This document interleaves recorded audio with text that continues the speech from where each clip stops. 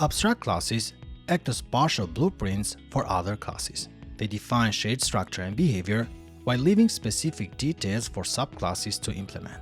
You can create objects from them directly because they are designed to be inherited and completed by the derived classes.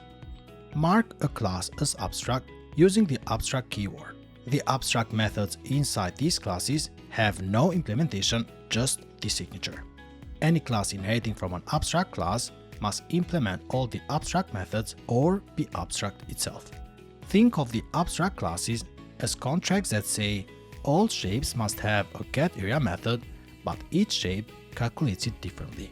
Circle, rectangle, and triangle all inherit from the shape and provide their own getArea implementation.